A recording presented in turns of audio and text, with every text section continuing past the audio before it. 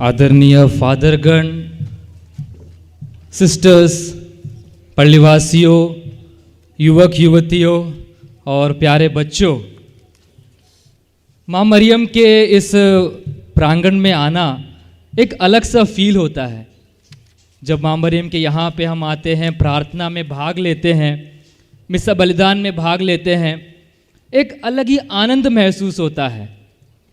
जितने भी परेशानियां हैं सब लाके हम माँ मरियम के चरणों पे रख देते हैं और प्रार्थना करते हैं। प्यारे विश्वासियों, अगर आपका कोई चाहता या जो कोई एक प्रिय कोई है, अगर आपसे बिछुड़ जाए और जाने के पहले अगर आपको कुछ एक गिफ्ट, एक तोहफा आपको अगर दे, तो आप उस गिफ्ट को बड़े प्यार से उसको संभाल के रखेंगे, है कि नहीं? मैं तो रखूँगा उस चीज़ को। अगर कोई बॉयफ्रेंड या गर्लफ्रेंड को कुछ गिफ्ट दे तो वे बड़े प्यार से उस गिफ्ट को संभाल के जरूर रखेंगे। कुछ इसी तरह प्यारे भाइयों एवं बहनों, प्रभु यीशु ने भी अपने जीवन काल में कई सारे अनगिनत तोहफा अपने प्रियजनों को दिए थे। जो देख नहीं सकते अंधों को उन्होंने देखने का शक्ति प्रदान किया, बहरों को सुनने का, गूंगों को बोलने का, ऐसे कई सारे गिफ्ट उन्होंने दिया। लेकिन सबसे बेस्ट जो गिफ्ट प्रभु यीशु ने दिया वो है माँ मरियम। प्रभु यीशु ने मरने के पहले क्रूस पर से अपनी माँ को, अपने प्रिय शिष्य को देते हुए उन्होंने कहा कि ये है तुम्हारी माता। और उस दिन से माँ मरियम हम सब की माँ बन गई।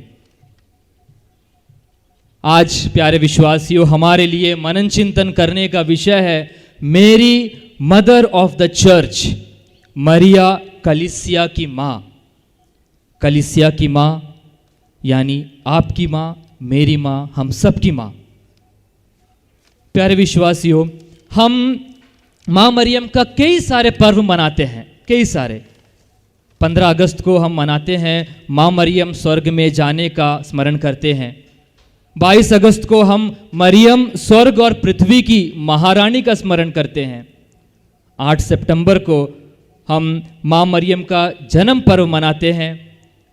12 सितंबर को हम मरिया का पवित्र नाम का स्मरण करते हैं। 15 सितंबर को दुखित माँ का स्मरण करते हैं। और अक्टूबर का पूरा महीना हम रोजरी माला को हम समर्पित कर देते हैं। और वैसे तो देखा जाए कलीसिया हर शनिवार को माँ मरियम को समर्पित करती है। और यदि पूरे साल में देखें तो हर 2-3 महीने के बीच में कोई ना कोई एक पर्व है माँ मरियम का। माँ मरियम के प्रति इतनी भक्ति, माँ मरियम को इतना महत्व क्यों देते हैं? और प्यारे विश्वासियों, हमें यह मालूम होना चाहिए कि क्यों। जब भी हम माँ मरियम का स्मरण करते हैं, जब भी हम उनका पर्व मनाते हैं, तो हम ईश्वर की स्तुति करते हैं। इस बात को कभी मत भूलिएगा, हम ईश्वर की स्तुति करते हैं, हम माँ की स्तुति नहीं करते हैं, हम ईश्वर की स्तुति करते हैं। क्योंकि माँ मरियम के जीवन के चरित्र को अगर आप पढ़ोगे, मनन चिंतन करोगे, तो हमें देखने को मिलता है कि ईश्वर हम मनुष्यों के लिए कितने महान कार्य किए हैं। और उस महान कार्यों में से एक है ईश्वर ने अपनी माँ को इस कलीसिया को दिया, यानी हम सबको दिया। ईश्वर ने माँ मरियम को, प्यारे विश्वासी, बहुत प्यार किया। इतना प्यार किया कि माँ मरियम को एक ऐसी पद्धति दी जो इस संसार भर में किसी का भी नहीं है। और उस पद्धति का स्मरण हम करते हैं 8 दिसंबर को। वह है माँ मरियम निष्कलंक जन्मी। और ना केवल ईश्वर ने माँ मरियम को इतना प्यार किया, बल्कि ईश्वर ने माँ मरियम को अपनी माता बनाया, जिसका स्मरण हम करते हैं 1 जनवरी को, मरियम ईश माता। प्यारे विश्वासियों, वचन हमें बताता है कि जो वरदान ईश्वर हमें देता है, वो वरदान ईश्वर हमसे कभी वापस नहीं लेता है। माँ मरियम ईश्वर का दिया हुआ हम सबके लिए एक वरदान है, और यह वरदान ईश्वर ने हमसे कभी वापस नहीं लिया है। ईश्वर ने माँ मरियम को हम सब की माँ बनाया, और इसलिए हम सबको माँ मरियम के जो गुण हैं उनको अपने जीवन में लागू करना चाहिए। नोवेना में भाग लेने से या इस ग्रोटो पे आने से उतना काफ़ी नहीं है। हमें हमारे इस माँ से अपने उनके जो गुण हैं अपने जीवन में उनको लागू करना है, तब जाकर हम एक अच्छा क्रिस्ती बन सकते हैं, तब जाकर हम माँ मरियम के भक्त बन सकते हैं।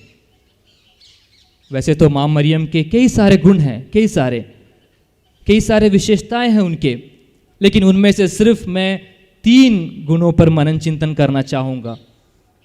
सबसे पहला, मरियम ने अपने जीवन के चरित्र को साफ रखा, यानी मरियम की पवित्रता। जब स्वर्गदूत मरियम के पास आया और इस प्रकार से कहा कि मरियम तू एक पुत्र को प्रसव करेगी, तब मरियम एक सवाल स्वर्गदूत से पूछती है, और वह यह है कि यह कैसे हो सकता है, क्योंकि मैं एक कुंवारी हूं और किसी पुरुष को नहीं जानती। अगर मरियम इतने हिम्मत के साथ स्वर्गदूत से यह बात कहना है, तो उसके जीवन में हम देख सकते हैं कि मरियम ने अपने चरित्र को बहुत साफ रखा है। मरियम ने किसी भी गलत रिश्ते में अपने आप को नहीं फंसाया है। अगर आज के आधुनिक युग में देखें, शादी के पहले भी जवान बच्चे इतने रिश्ते में गिर जाते हैं, या फिर शादी के बाद भी कई सारे गलत रिश्ते में बन जाते हैं, अपने चरित्र को भूलकर अपने एक अपवित्र जीवन जीना शुरू कर देते हैं। उनको पता है कि ये जो जीवन मैं जी रहा हूं वो गलत है, लेकिन जानते हुए भी वे लोग वैसा जीवन जीते हैं। प्यारे विश्वासियों, मरियम के जीवन से हम यह बात को देख सकते हैं कि हमें अपने जीवन को साफ रखना है, हमें अपने जीवन को शुद्ध रखना है। चाहे दुनिया में गर्लफ्रेंड या बॉयफ्रेंड का ट्रेंड कितना भी फेमस क्यों ना हो, हमें यह समझना है, आपको हम सबको समझना है कि अपने जीवन को, अपने शरीर को प्रभु के लिए हमें शुद्ध रखना है। और अगर आप ऐसा करेंगे तो ईश्वर आपके जीवन के द्वारा कई सारे बड़े बड़े काम करेंगे और आप उस चीज को जरूर महसूस भी करेंगे। रोमियो के नाम संत पौलुस का पत्र अध्याय 13 पद संख्या 14 में हम पढ़ते हैं, आप लोग प्रभु ईसा मसीह को धारण करो और शरीर की वासनाएं तृप्त करने का विचार छोड़ दो। आप लोग प्रभु ईसा मसीह को धारण करो और शरीर की वासनाएं तृप्त करने का विचार छोड़ दो। हमें हमेशा याद रखना है, जब लोग हमें देखते हैं तो उनको लगना चाहिए कि हम प्रभु यीशु को उस व्यक्ति पे देख रहे हैं। जब हम संसार में बाहर निकलते हैं, लोगों से मिलते हैं, जब भी अगर हम एक पुलिस वाले से मिलते हैं, हमको पता है कि वो एक पुलिस वाला है, क्योंकि उनकी वर्दी हमें बताती है कि वो पुलिस है। अगर एक डॉक्टर को मिलते हैं हॉस्पिटल में, हम देख के पहचान लेते हैं कि वो डॉक्टर है। उसका जो वाइट कोट, जो गले पे स्टेथोस्कोप लगा के वहाँ पे है, पता चल जाता है कि वो डॉक्टर है करके। इसी प्रकार लोगों को अपने पहनावे से हमें पहचान सकते हैं। प्यारे विश्वासियों, मुझे और आपको यीशु मसीह को धारण करना है। इसका मतलब है कि हमें अपना चरित्र को संभाल कर रखना है। अगर आज आपको लग रहा है कि आप कोई गलत रिश्ते में हैं, या अपने सच में आपने कोई गलत रिश्ते में आप लोग फंस गए हैं, तो ये समय है प्यारे विश्वासियों प्रभु से माफ़ी मांगने का, और उन सारी बातों पर, उन सारी चीज़ों पर निकल कर हमें आना है और ईश्वर से कहिए कि प्रभु मैं अपना जीवन सिर्फ आपको देना चाहता हूँ, आपके लिए जीना चाहता हूँ या चाहती हूँ। तो यह है माँ मरियम के जीवन से सबसे पहले सीखने वाली बात। दूसरी बात, प्रभु की इच्छा के सामने अपने आप को समर्पित करना।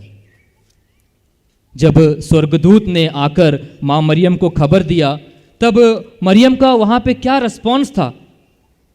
संत लूकास का जो आज के सुसमाचार में हमने सुना, वहाँ पे कहते हैं, देखिए मैं प्रभु की दासी हूं, आपका कथन मुझ में पूरा हो जाए। प्यारे विश्वासियों, मरियम को पता है कि वह एक बहुत ही बड़ी एक रिस्क उठाने जा रही है। उसको पता है। उस समय लोगों को इस बात का खबर नहीं है कि स्वर्गदूत मां मरियम के पास आया। लोग सिर्फ इतना उनको पता रहेगा कि शादी के पहले मां मरियम गर्भवती हो गई, और उस समाज के लिए वो बात बड़ी निंदा की बात है। और उस समाज में पत्थरों से मारकर सजा दी जाती थी। लेकिन मरियम क्या कहती है? जब मरियम इस बारे में जानती है, तब वो ईश्वर की इच्छा क्या है, तो मरियम कहती है, मैं प्रभु की दासी हूं, तेरा कथन मुझ में पूरा हो जाए। मां मरियम का यह रिस्पॉन्स प्यारे विश्वासियों हमारे अंदर भी होना चाहिए, क्योंकि कई बार हमारे अंदर एक प्रकार का डर रहता है। हम डरते हैं समाज से, हम डरते हैं अपने परिवार वालों से, हम कुछ करना तो चाहते हैं लेकिन हम आगे नहीं आते हैं। एक प्रकार का डर रहता है, क्योंकि ईश्वर चाहता है कि आप उस चीज को करें, लेकिन डर के कारण हम अपने घर में ही बैठ जाते हैं, कुछ आगे आके करते नहीं हैं। प्यारे विश्वासियों, हमें अपने इस कंफर्ट जोन से बाहर निकलकर हमें कुछ करना है। प्रभु के लिए हमें रिस्क उठाना है। ईश्वर की इच्छा पूरी करने के लिए कठिनाइयों का सामना करना पड़ता है, इतना आसान नहीं है। और यह हम मां मरियम के जीवन में देख सकते हैं कि कितना कठिन परिस्थितियों में भी मां मरियम कभी डगमगाई नहीं। मरियम के समान प्यारे विश्वासियों, हमें भी ईश्वर से कहना है कि तेरी इच्छा मुझ में पूरी हो। और जो अंत में तीसरे गुण है मां मरियम से जो हम सीख सकते हैं, वह है अपने हालातों में संतुष्ट रहे या फिर अपनी परिस्थितियों में खुश रहे। जैसा हम जानते हैं कि जब मरियम जन्म देने का उनका समय आया, मरियम को कोई जगह नहीं मिली और अंत में मरियम ने एक चरनी में वहाँ पे जन्म दिया। मरियम को वैसे किसने कहा था कि आप गर्भवती होंगे? स्वर्गदूत ने कहा, पवित्र आत्मा के द्वारा। तो मां मरियम को पता है कि वह एक चुनी हुई एक पात्र है। मरियम जानती है कि ईश्वर की महिमा मरियम के द्वारा प्रकट होना है। तो ऐसा है तो मरियम ये सोच सकती है, मरियम ये विश्वास कर सकती है कि प्रभु के लिए सब कुछ वो कर रही है। और मरियम यह भी सोच सकती है कि मेरा जो जन्म है बच्चे का, वो एक अच्छे जगह पे होना चाहिए। जरूर सोच सकती है मां मरियम ऐसा। लेकिन अंत में कहाँ पे मां मरियम जन्म देती है? एक चरनी में। यहाँ पर मरियम प्रभु से पूछ सकती है कि हे प्रभु, मेरे जीवन का यह एक सबसे इंपॉर्टेंट दिन है, मैं एक बच्चे को प्रसव करने जा रही हूँ, और जो जगह मुझे मिला है इतना गंदा जगह है, जानवरों से भरा हुआ है। हे प्रभु, आप क्यों मेरे जीवन के साथ ऐसा कर रहे हैं? इस प्रकार का सवाल मां मरियम कभी उठाई नहीं, और हम कहीं पे भी ऐसा सवाल हम देखते भी नहीं है कि मां मरियम ने ऐसा प्रश्न पूछा। जैसी भी परिस्थिति उनके सामने आई, हर परिस्थिति का उन्होंने सामना किया, उन्होंने एक्सेप्ट किया, और प्रभु की महिमा उनके जीवन के द्वारा होता रहा। प्यारे भाइयों एवं बहनों, मरियम के जीवन को देखकर हमें यह सीखना है कि हमारे जीवन में भी हमें संतुष्ट रहना चाहिए। ये बहुत जरूरी है हम सबके लिए। अपनी परिस्थितियों को लेकर हमें कभी कुड़कुड़ाना नहीं चाहिए। हमें ईश्वर को यह नहीं पूछना चाहिए कि क्यों मेरे ही जीवन में इतने प्रॉब्लम हो रहे हैं, क्यों मेरे ही परिवार में इतने प्रॉब्लम हो रहे हैं, क्यों मेरे बच्चे अच्छे से पढ़ाई नहीं कर रहे हैं। ये क्यों जो प्रश्न है, प्रभु ईश्वर से पूछने की जरूरत नहीं है। सिर्फ अपने आप को वहाँ पे समर्पित कर दीजिए, और जिस तरह से अगर आपको लगता है कि आप संतुष्ट नहीं हैं, तो ईश्वर से कहिए कि हे प्रभु, मुझे संतुष्ट रहना सिखाइए। और जरूर ईश्वर आपको हेल्प करेगा, आपकी मदद करेगा, ताकि आप अपने परिस्थिति में संतुष्ट रह सके। तो प्यारे विश्वासियों, आज जब इस नोवेना के पहले दिन में हैं, माँ मरियम यीशु की माँ, माँ मरियम कलीसिया की माँ, जो हम सब की माँ है, अपने इस माँ के जो कुछ गुणों के बारे में मैंने जो बताया है, उस गुणों को अपने जीवन में लागू करें और जीवन में लागू करते हुए विश्वास में आगे बढ़े। आमीन।